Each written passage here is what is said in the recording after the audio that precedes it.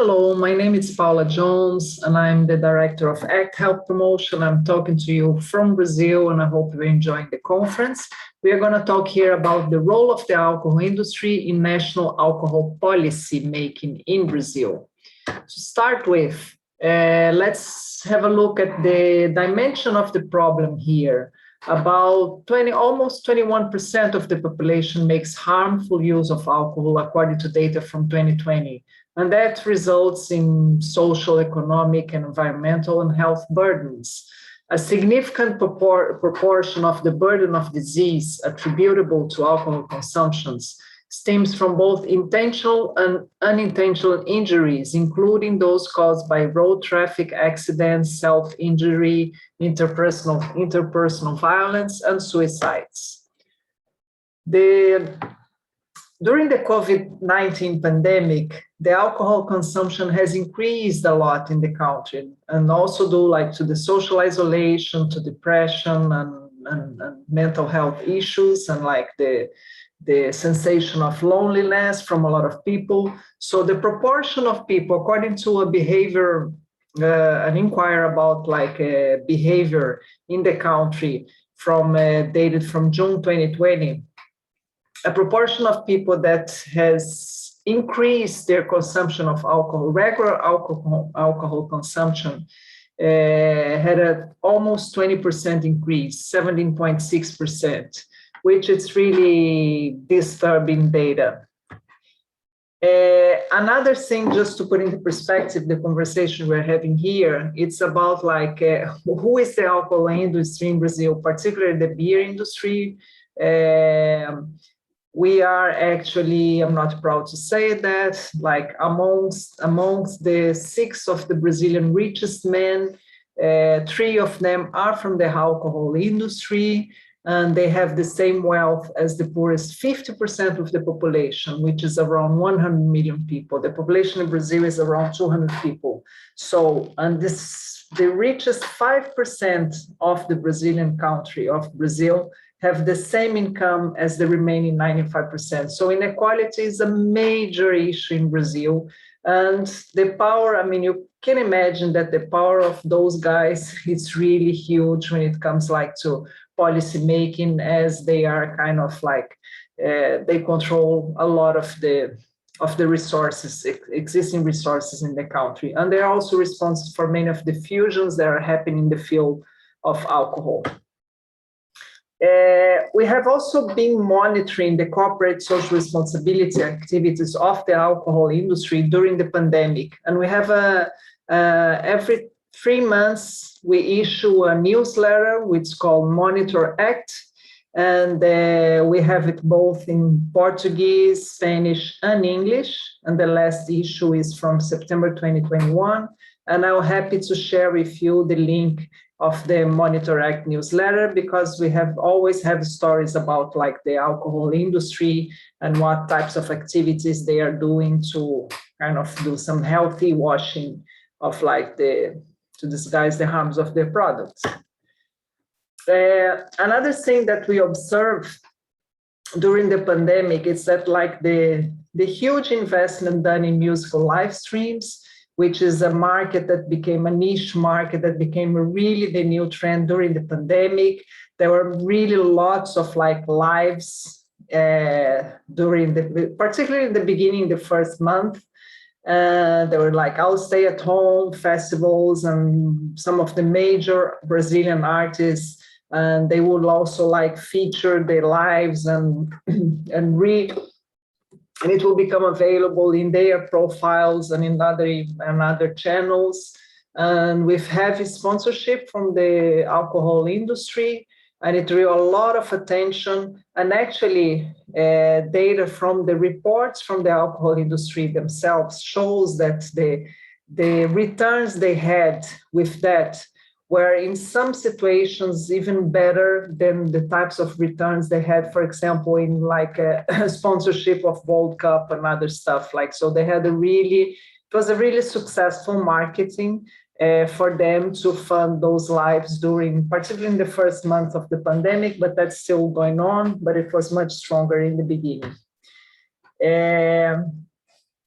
And for many people, this type of influencers and this type of like media, and they're really important to influence people for making consumer decisions, right? So it's also like it's a very used way of marketing the products and nowadays. So they have like pools of different influencers. They have what they call it the micro influencers. So they have groups of them and then they show themselves like consuming the brands, and that's also a very successful marketing technique. Among the other activities that they have done during the pandemic, it's what they call like the We movement, which is a coalition formed by the 8 major companies within both the food and the beverage sector. It includes Ambev, Aurora Alimentos, Coca-Cola Brazil, the Heineken Group, Mondelez, Nestlé, PepsiCo, most of the major corporations in those fields.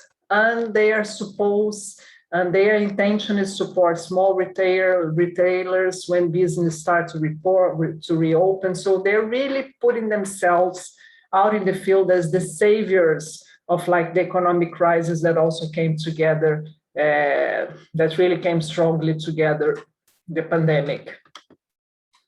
Another thing which is happening a lot, and it's still going on, it's the donations of it's like the Brazilian beverage, the Brazilian beer industry is donating ready to use what they call like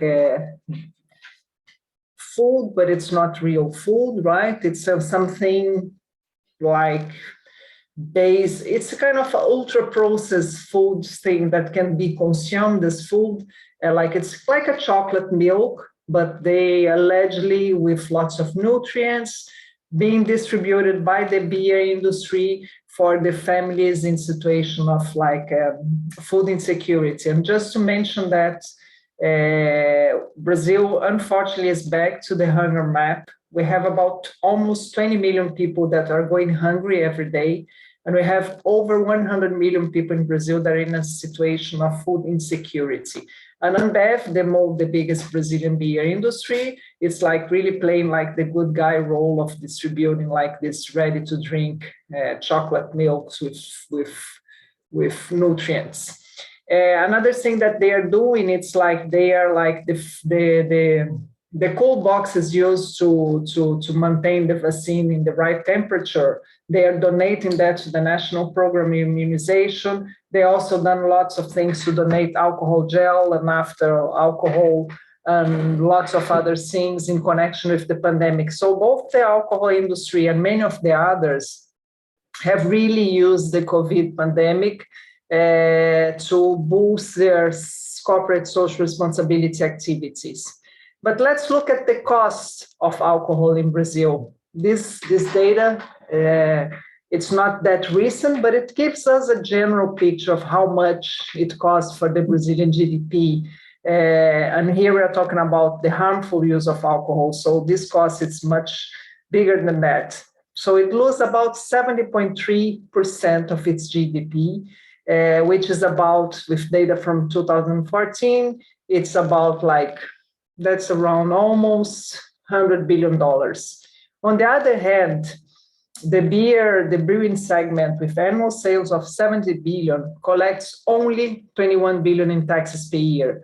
If you look like in reais now, if you look in reais, 21 billion to 372 billions, we see that, well, the costs are much higher than the income collected through taxes. And then if you look at the admissions for alcoholism and other diseases and also non-communicable diseases linked with alcohol consumption, really, this account really doesn't, the externalities of this product really it's not covered by the economic activity that they generate. So obviously the answer to that would be like we need to implement the safer package in Brazil, and it has been launched here. So we need to implement, monitor, formulate, and evaluate public policies to reduce the use and restrict economic, physical, and social availability of alcoholic beverages. I'm not going to introduce the safer because I suppose that everybody in this audience is very familiar with this package, but we really need, we are not doing much to implement that at the current point.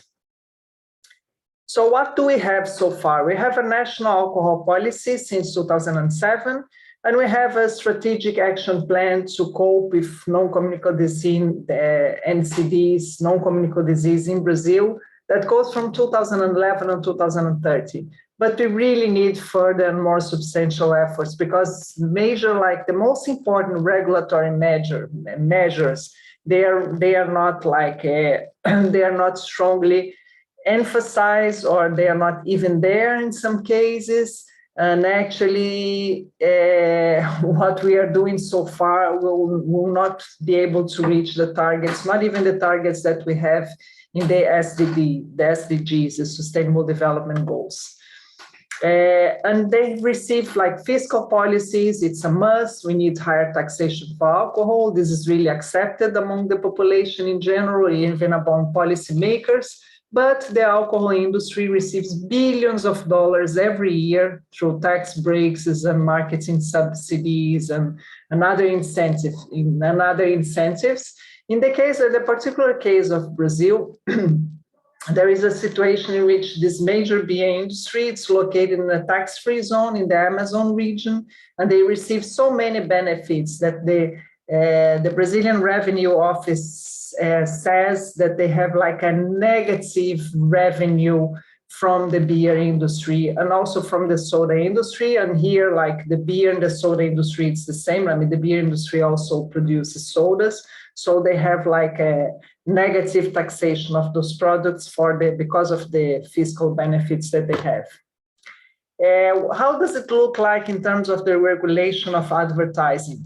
Well, in Brazil, beer is not alcohol, and that stems from a legislation back from 1996, in which, like, because this legislation includes pesticides, drugs, regular medicines, and also tobacco. Back then, when this law was negotiated, the only way that it could go through, it was if if beer was not considered alcohol because of the lobby of the beer industry, obviously. So anything, it's only considered alcohol in the Brazilian legislation, the alcoholic beverage that are above 13 degrees Gay-Lussac, which is really like, well, no comments, but obviously it's not effective. Beer is the major Brazilian market. It's made of beer. They put beer in Brazil as like part of the Brazilian identity. That's the way that the beer industry sells itself here in the country. Another thing that we should obviously do, and also thinking about the model of the tobacco control policies, is to have warnings. We do have a sentence that says, avoid excessive alcohol consumption, but we don't really have warnings or any reference to possible resulting health risks out of the alcohol consumption. And obviously, as part of policies, we will need to have healthier environments, and part of it's also like part of the safer policy package, selling hours and so on. But these pictures give you give you like an idea of what types of challenges we have in Brazil, because alcohol is all over the place, both formally and informally. So obviously you have like the sponsorship of the major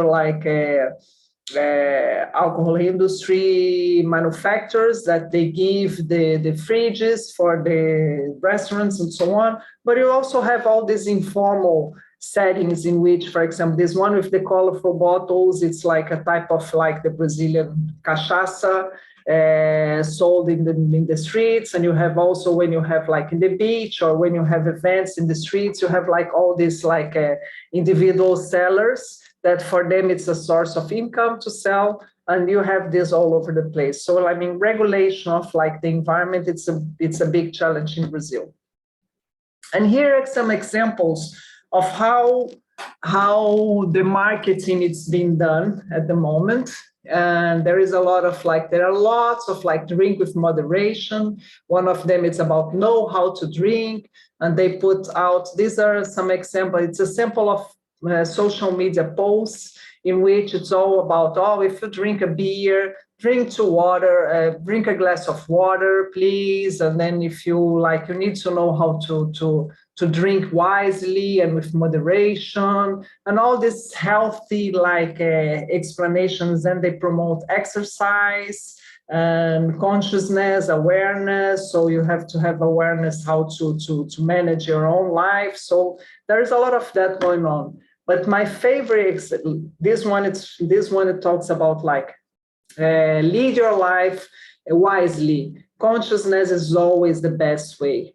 But actually, the best example is that this is one of the most popular Brazilian Buddhist monk. She's really popular. She had lots of online courses and programs. She's all over the place. And now she became ambassador of Ambev, the Brazilian beer industry, and talks about, let's talk about moderation. It's all an issue of moderation. And anybody who talks about like alcohol control becomes kind of a radical, right? Because it's all about the midway, and we need to have be aware, and everything it's okay as long as you do with moderation. So this is a recent move from the alcohol industry to use such a religious leader as an influencer for their campaign on drink with moderation. We're trying to have a conversation with her team, and we didn't have a positive response. We got like hands like that. Oh, nice to hear from you. Oh, we don't have any time to discuss it now. So we are actually publishing an open letter, like exposing the problems behind it. This is some other examples of moderation. It's the big trend going on here now. And also, obviously, we have all these like the classic ones, which are the major football players and sports and sponsorship of sports. Beers is simply all over the place in Brazil. And now we didn't have Rock in Rio back in 2020, nor in 2021. But it will be back in 2022. It has already been announced. Tickets has already been sold.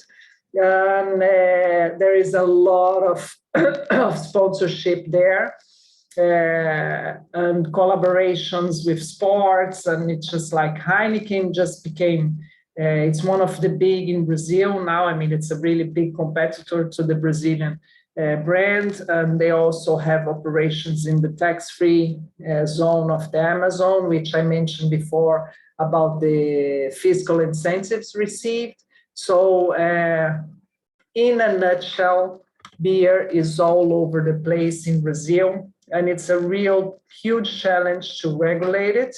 But despite all the awareness that we have also among policymakers, about the need to regulate the market. But we are kind of confident that one of the areas that we are talking about, which is kind of accepted that there will be some movement, it's about the tax reform. We're discussing a tax reform. It's unlikely that it will happen in Brazil right now with the current government, any meaningful one. But alcohol and tobacco, it's really highly acceptable among policymakers that needs to have increased taxation. Well, that's it for now, and I hope you're enjoying this conference, and I hope that we can meet in person again at some point in the next coming years. Thank you very much. Bye.